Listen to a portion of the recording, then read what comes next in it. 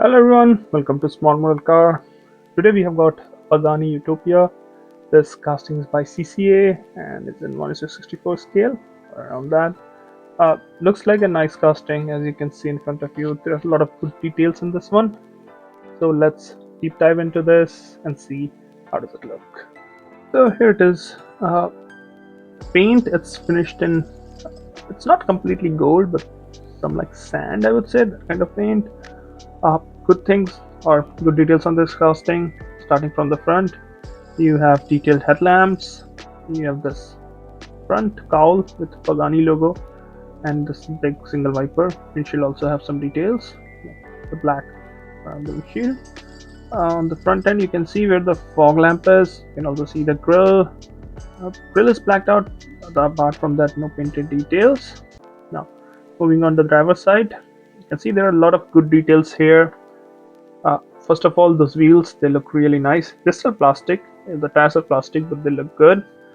You've got some of the latches, and I think which are turned in red. If I'm not wrong, they are the latches for the door, for the rear hood as it opens up. I don't know what this is. Might be running lamp. I'm not sure. No mirrors though. Misses on mirrors would have made it look so much better if mirrors there. The lower part seems like it's mimicking carbon fiber, or at least they have tried that. You've got, looks like, don't know if it's a Pagani badge or Utopia badge, so fine, getting old. Apart from that, you can see the classic shape, or I won't say classic, but most of the Pagani look like this. They look really good. Moving to the back, again, good details here. You've got the, yeah, that I can say classic, the quad exhaust from Pagani. Looks really good. Detailed tail lamps, Utopia badge, Pagani badge, stop lamps at the bottom. Again, wings and the carbon fiber texture or design. It's on the back. From here you can see how this car is designed. Like, it's all about speed, right?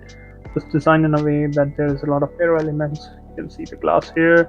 Here you can see the engine, and from the glass on the roof you can see the interior, which is finished in black.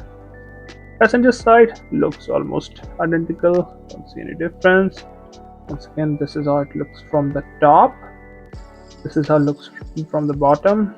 Screwed in, not what it's riveted. Base is plastic, it's not metal. One thing that I forgot to mention, this one comes with suspension, so both front and back. And if you look at from bottom, you can see how much air elements goes into this car. You can see more channels there taking air to the diffuser, I guess.